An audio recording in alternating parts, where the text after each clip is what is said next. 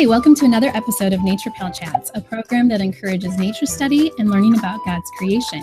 Be sure to subscribe to our YouTube channel and follow us on Instagram. I'm Andy Gould. I'm Allison Bravenik. I'm Shannon Kelly. And I'm Christy Cox. Hey guys, we're so happy that you're here to watch another episode of Nature Pal Chats. Today we're going to talk about adventuring with littles, which can be challenging at times. So we're just going to share some stories and things that we've learned, things that haven't worked for us, what works, and just some ideas to help encourage you get out with your little guys and start introducing them into exploring into nature. So let's just, I guess we should just talk about our experiences. And maybe let's also just, for any new viewers, just go over the ages of our children. I know sometimes it feels like you're the only one, especially if you're in your house and you're like, we need to get out, but my kids are too little. So we just want this to be an encouragement to you. So I have 3 boys. My oldest is 12. He'll be 13 in the summer. Then my middle, he's 11. He'll also be 12 this summer. And then my littlest, he is 5. He'll be 6 in September. So Andy, what are your ages? I have 5 children. My oldest is 11. I have 11, 9, 7, 6 tomorrow, and 4. My youngest is 4. Shannon, what about you? I have kind of a wide range. I have a 10-year-old boy, an 8-year-old girl, then a 3-year-old girl, and a 3-month-old. So we have a big gap in between all of our children. So I feel like we're like learning to balance nature study again because things are changing for us. What about you, Allison? I have 5 kids, 4 boys and 1 girl, and they are 11, 10, 7, 6, and 3. So as you can see, we have a wide range from almost teenager to baby. So so let's talk about how we manage getting out with our little ones and some good ideas and some good tips. Allison, you have some good ideas with some materials, don't you? I do. For just little kids. So when I had just like my oldest boys and they were my only kids and they were little, we didn't go out and do big hikes. We didn't do that a lot at that time, and I didn't really see a point in dragging them along on a really big tiring hike for just 2 little guys. So we just do things in our yard or at a park and stuff. But there are some great books that you can use with little kids. They are these take-along guides. See if I can get a good view of that. This one's on berry, nuts, and seeds. There's one on trees, leaves, and barks, and there's a whole series of them. And they have a lot of fun activities in them that you can do in your own backyard, or if you have a park close to you, or right out front, and like how to do a leaf rubbing, how to identify trees. The pictures are great for little kids. They don't have to read to be able to be like, oh, it looks like this, and a lot of fun activities. So nature study when you have just little kids does not have to be an exhausting hike for you and your little kids. It can be something fun to do in your own yard. And you can find things to use for that. Yeah, I think that's a really good point because there's, we see different things on social media and they're just little snippets of someone's amazing day, or so it seems to us. And we have this misconception that it has to be something grand and something, this all-day adventure, but you really have to do what is right for your little ones. And sometimes that's like 20 minutes or 15 minutes. And it's all about just getting out, getting from some fresh air and stretching your legs and just so they get into the groove of getting out and they start getting excited for what they could find. And those books are awesome. We've used those too, and we love them. They have really great illustrations for little ones. Yeah, and little kids, they find joy in the tiniest little discoveries, like a roly-poly or cute little rocks. And then sometimes we'll paint those rocks and they think that's the most amazing thing to do ever. Or, you know, finding a little worm. So you don't have to really, I feel like you don't have to go out of your way to impress them. They are so excited by any discovery they find. So I would say if you have little kids, don't even feel pressure that you have to go out of your way to do something huge and amazing for them. Yeah.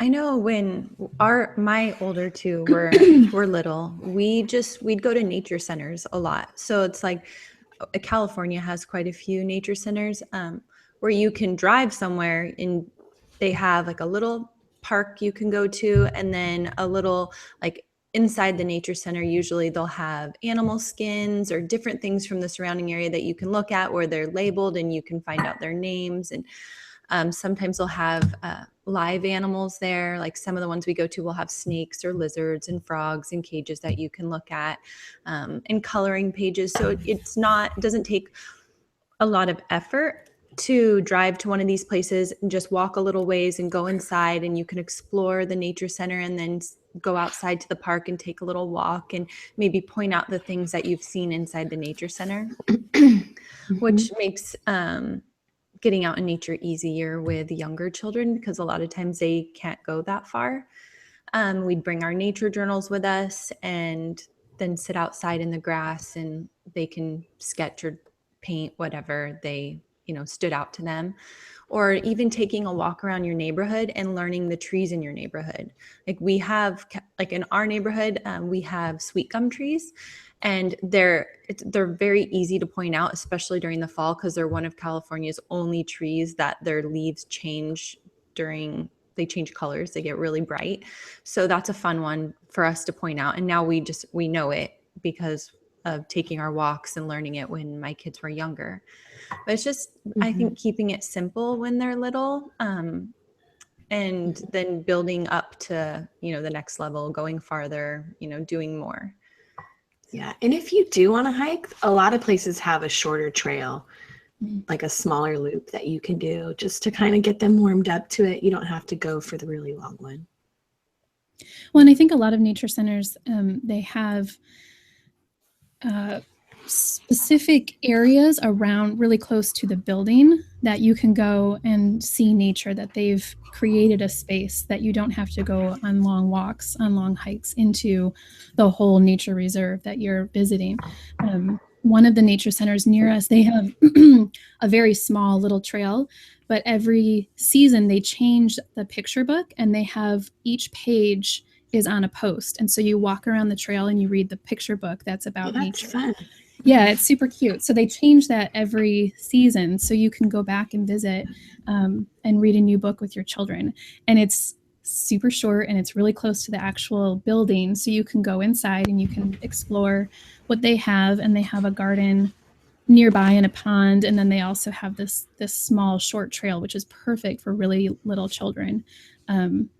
And then if you do have a multiple age, there's plenty of things that a lot of those nature centers will have younger activities, and they'll have activities for the older children. So you can be in the same building and reaching your different ages all at the same time.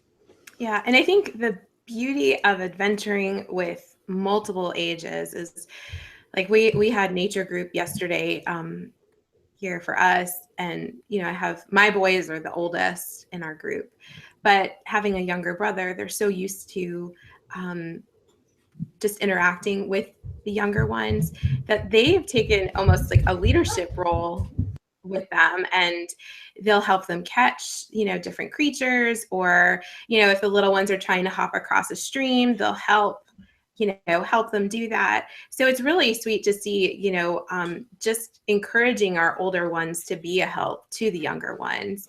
And the younger ones love it. They look up to them, and it makes the older ones feel good about themselves because, they're good example or they're being helpers. So that's really cool when you have all these different ages that you're adventuring with. Yeah, now that we have multiple ages, it looks different. I do bigger hikes now with my kids and things I wouldn't have done with just when I just had the younger two. And it doesn't look all like dreamy and peaceful and beautiful. I probably look like, a hot mess when I'm on the trail, and I am sweaty and like chasing a toddler. I've done it while I've been pregnant or carrying a newborn. Like my daughter was a runner, so I felt like I was always like, Sunday, and like chasing after her like a crazy woman. Or it was nice to have the older boys who could help me chase her down, or That's what I do. Go get him. Yeah, send the boys, run, get him, Yeah. So I would say don't feel like it has to be perfect, because it's not going to be. So if you have you don't have high expectations for something that looks like this dreamy picture, you lower them and you prepare for reality. That'll help you out too. Yeah, I would say also have your olders help you, not just the little kids. My 10-year-old carries our backpack and it's super big and heavy, but he just does it like a champ. Like it's just the thing he does. He carries our water and, all our supplies in our backpack. And he's so helpful to me because I have recently started carrying both my children, my younger children, one on the front and one on the back when we hike, usually on the way out, because my 3-year-old will cry like the whole way back from a hike. So, or I just got to give a shout out to my friend who brings her ergo and she carries my 3-year-old for me. That's awesome. I know, she's awesome. But anyways, so yeah, have your older kids not only help the little kids, but have them help you. They can carry your backpack. They can help, run after other children. There's lots of things that they can do to be helpful and still have a really good time. Right. So. Yeah. I think also having a checklist, like a laminated checklist. I have a list because I have forgotten things before and it kills the experience. I've forgotten a change of clothes for my little one. And we had this incident where he had an accident in his underwear and I didn't have any clothes for him. It was a poo-poo accident. And I was literally washing him off in the Potomac and washing his shorts because that's all I had. So that was a major buzzkill for our day. Yeah. I'd say so. Yeah. So, make a checklist, laminate it, and keep it in your pack so you have snacks. Because if you don't have food, they're going that's a good tip. Just turn around and go home. I always try to have something to bribe like this guy. If I know he's getting tired, he might melt down, whether it's gum or Tic Tacs or something that I know is going to make him pop up okay, yeah, I'll go a little further for that. I know. A bag of candy, I'm telling you, it's no whining medicine. That's what I call it. Yes. I'm like, here, have some no whining medicine. I try and keep an eye on my younger ones because when I start seeing them slowing down, I know we have just as long to get back. So that's my cue to say they're slowing down a bit. I've said to them, catch up 3 times now. We got to turn around and we got to go back. So I try and keep an eye on that too. But having those tricks in your bag and knowing your family and knowing what your youngest and what your oldest are capable of helps you determine how much you can or can't do as a family. I'd also say with youngers, if you can afford it, get a good baby carrier. It just makes. I thought you were going to say babysitter. That works too. No, Christy. No, a baby carrier. Because it makes a difference in carrying your children if it hurts your back, and just being able to go farther when they start getting tired. You can just throw them on your back or your front and carry them instead of making them walk if it's not a stroller friendly trail. So if you're able to do that, we're able to go a lot farther being able to carry one or both of my little girls. Yeah. I think just to keep the mindset that to everything there's a season. And when they're that little, it's just going to be a short season. And then you'll be in the next and they'll be able to do more. And just be encouraged. Your kid's the best. You are an awesome mom, and just, and keep all that in mind. And I think that it'll be okay. You'll look back on these days and miss them. I look back on those days with my older two, where it was just them two, and just the simpleness of it all. Just sweet memories. Yeah, in the moments I can often feel like in the end, I'm all sweaty, my adrenaline's pumping, and I'm like, oh my gosh, I probably looked like such a crazy woman out there, just like carrying everybody or calling somebody's name. But when I get home, I'm always so glad that I did it, and I never, ever regret it. And everybody has so much fun, and that's what they remember, not the maybe one day they'll tell me how they remember crazy mom status. But right now, good memories. Yeah, and who cares what you look like and what other people think? I mean, really, it doesn't matter. Obviously, we don't. Well, I know there's been times where I'm like, this day did not go the way I planned. This was terrible. There were so many terrible moments. And then one of my children will say, that was the best day ever. Can we do it again? And I'm like, what? Like, how did you miss all that craziness? But okay. Yeah, that's so true. They have a different perspective than we do. We want perfection. They enjoy all the moments that we have. No, that's true. Because one of my memories of a nature day somewhere we had never been, in my head, it was like the worst experience. All my kids got stuck in the mud. Like, I almost thought I had to call somebody to pull them out. They were so stuck. Somebody got stung by bees.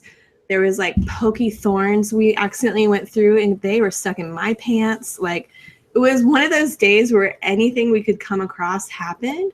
But my kids still talk about that day. And I think to them, it felt like some board game challenge we were doing. And they still think about like that crazy day. And it made this story they'll remember forever. Yeah, it was Jumanji. All right, guys. Well, thank you for watching again.